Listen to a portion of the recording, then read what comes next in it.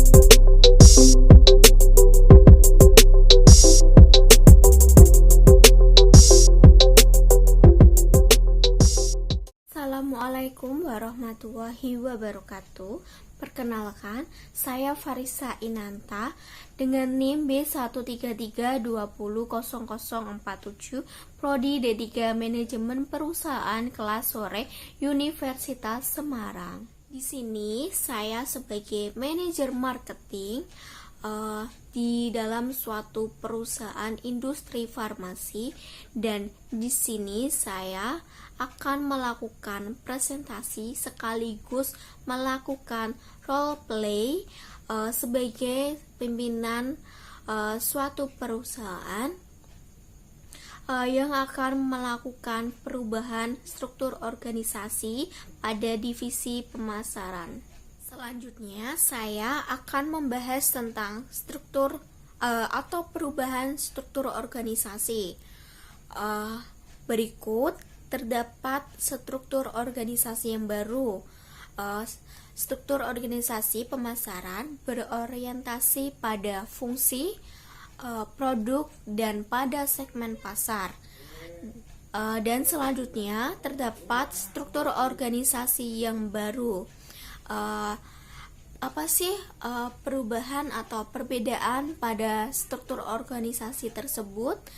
Nah, struktur organisasi tersebut ada perubahan, yaitu ada pada penambahan organisasi.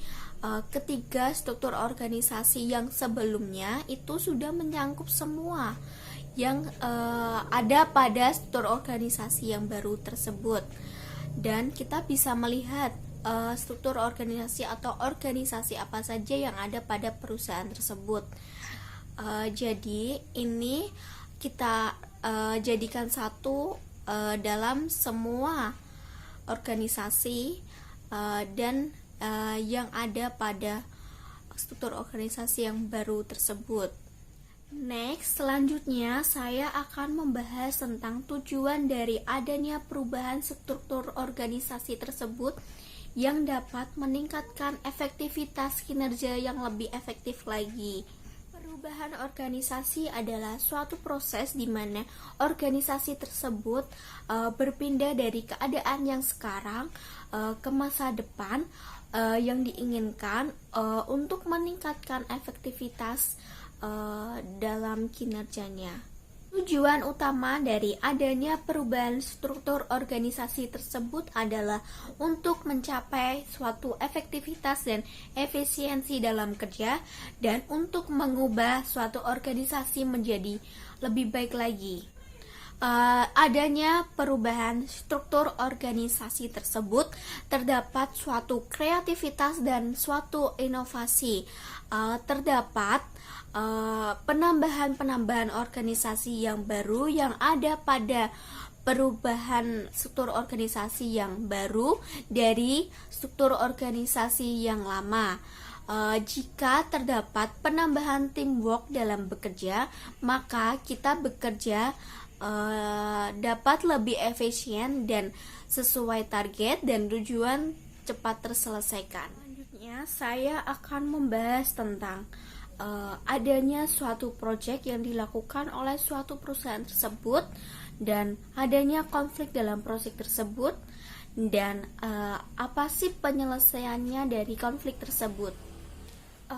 Pihak marketing berusaha mencari peluang di masa pandemi yang sekarang. Jadi pihak marketing tahu produk apa saja yang laku atau laris di pasaran.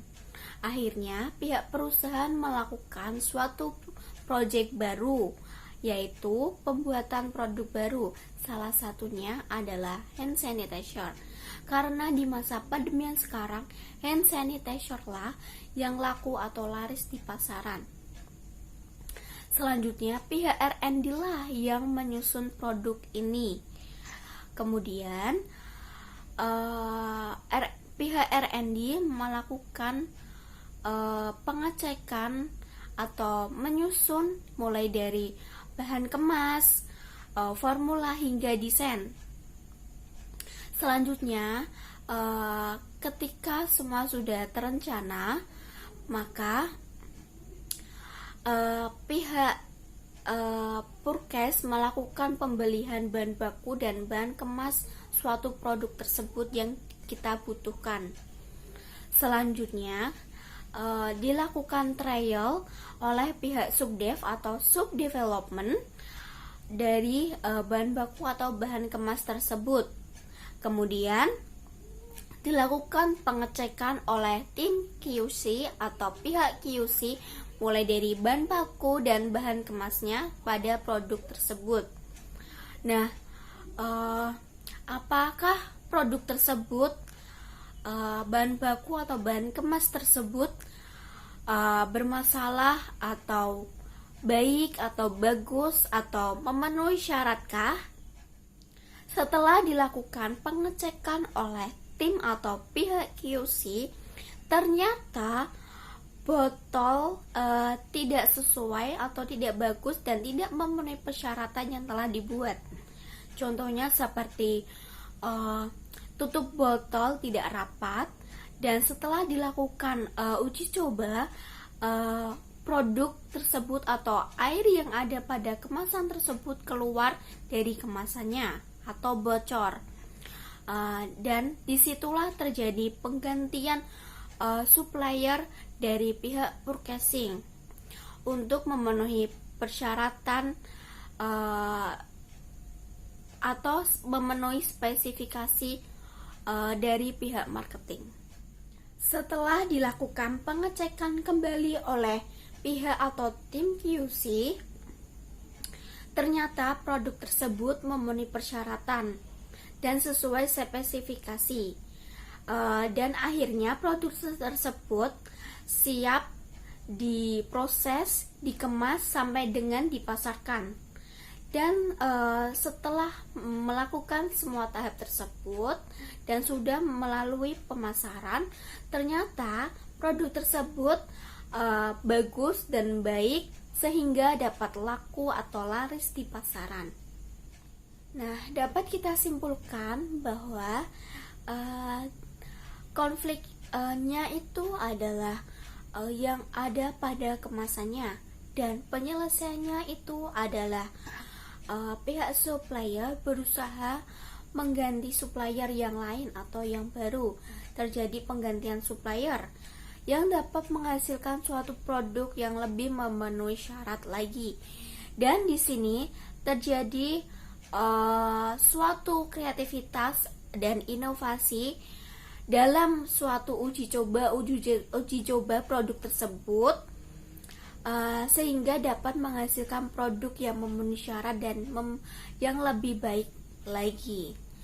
Dan konflik tersebut dapat terselesaikan dengan baik. Sekian presentasi dan role play dari saya. Apabila ada kesalahan, saya meminta maaf. Wassalamualaikum warahmatullahi wabarakatuh. Terima kasih.